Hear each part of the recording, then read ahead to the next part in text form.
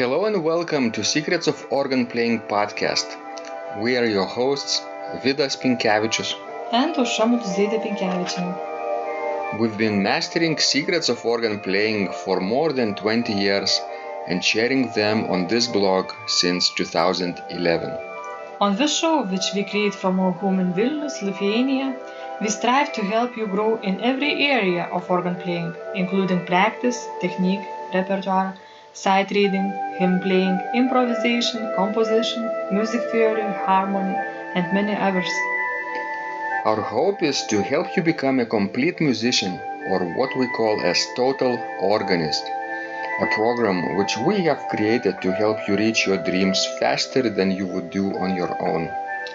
If you are new here, we invite you to subscribe to receive free updates of this blog at organduo.lt. By subscribing, you will also receive free video how to master any organ composition and 10-day organ playing mini course. And now let's go to the podcast for today. Hi guys, this is Vidas. And Ausra. Let's start episode 403 of Secrets of Organ Playing podcast. This question was sent by Leon and he writes, Dear Ausra and Vidas, remind your students of Dupré's 79 Chorals, a very useful set. I am almost halfway through it and he gives the difficulty level on the last page of his introduction. Grace and peace, Leon. Are you familiar, Ausra, with this set? Yes, I have seen this set and have read a few of them.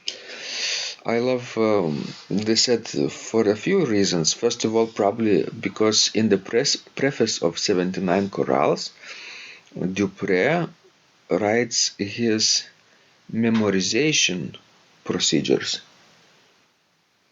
Remember, I was talking about on the podcast how Dupré memorized and Valha how differently he memorized. So Dupré memorized taking a fragment of 4 measures and first of all memorizing it measure by measure. Measure 1, measure 2, measure 3 and measure 4. And then 2 measures at a time. 1, 2, 2, 3 and 3, 4. And then 3 measures at a time. 1, 2, 3, 2, 3, 4. And then everything together. 1, 2, 3 and 4. Always starting and ending on the downbeat. It even sounds boring as you are telling this. And to apply this to practice, it would kill me. I never, used any method of memorization because it took me, lots of trouble to do it. And I often tried to memorize things very fast and at the last moment. And then I would experience this panic attack, when I would have to go and perform. And I still have nightmares about it. So I in general don't like to talk about memorization. That's why you and me will never become rectors of Paris Conservatory. And it's okay with me. And never win the Grand Prix of Rome in composition. Do you think if I would decide now to apply this method and to memorize some pieces every day, I would still be able to achieve such a career? Only if you cut your wrist and play pedals with vengeance for 3 months. Like he did in his youth. Maybe I'll just stick to my life and my path. But let's go back to this 79 choral collection. I think it's a wonderful set to have, especially for church musician. It's very handy because we are all based on the choral tunes, so all of them have, a title, and you can apply them to various occasions depending on your church calendar. So it's very handy.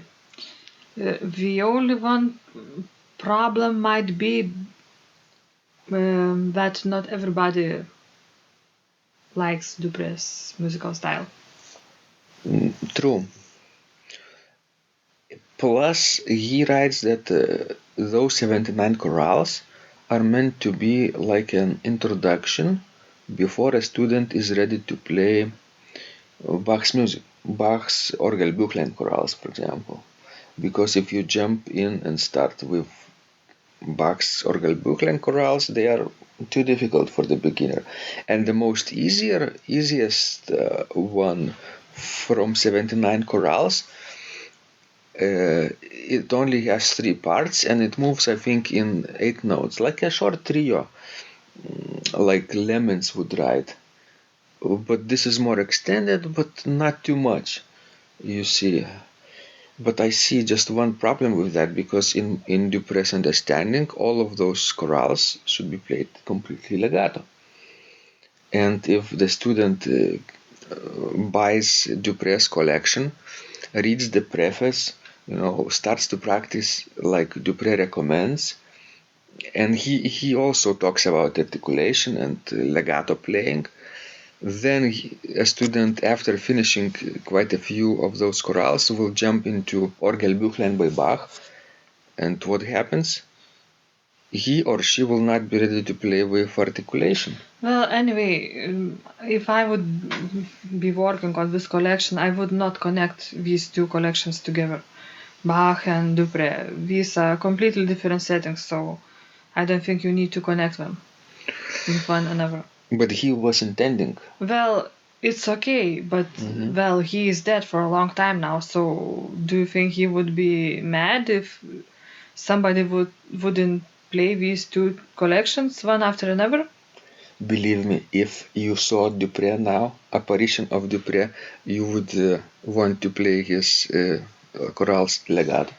Well, I remember once when we studied at Eastern Michigan University, and Pamela, during Lent time, at Peace Auditorium, on that wonderful Eolian Skinner organ, he had this recital of Dupré's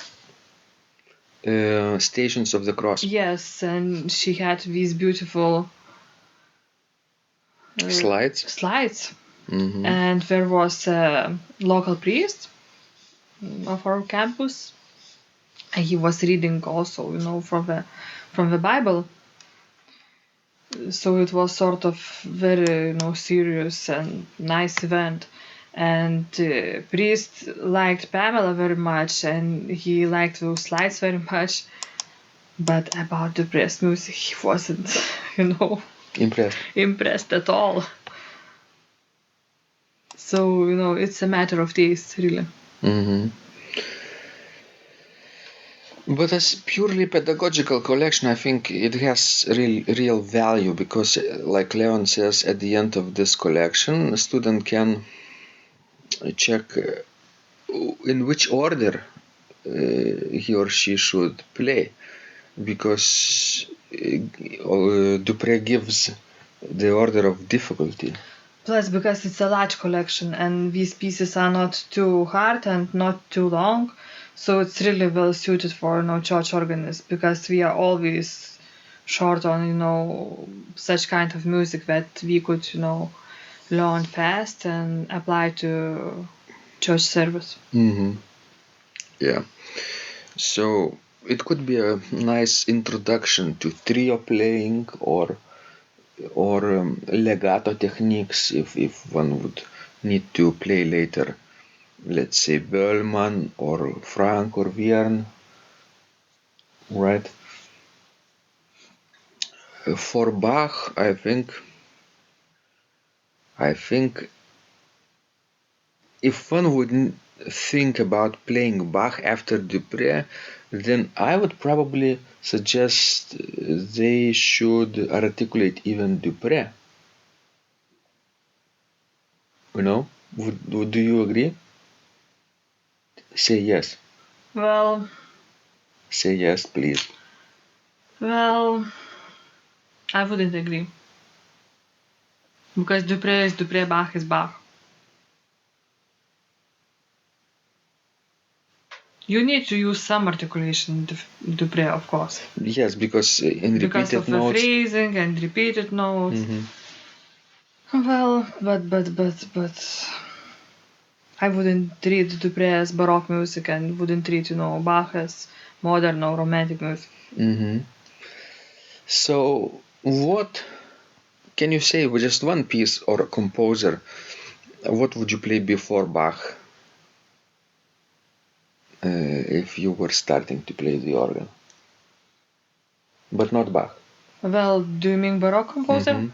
As a preparation for Bach. Well, maybe Pachelbel. Pachelbel, that's right. Bach studied from Pachelbel's Sure. scores too. Rewrote them and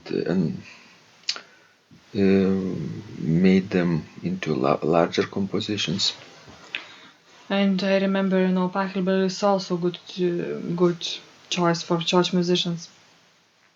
There is a Dover publication of, complete works of Pachelbel.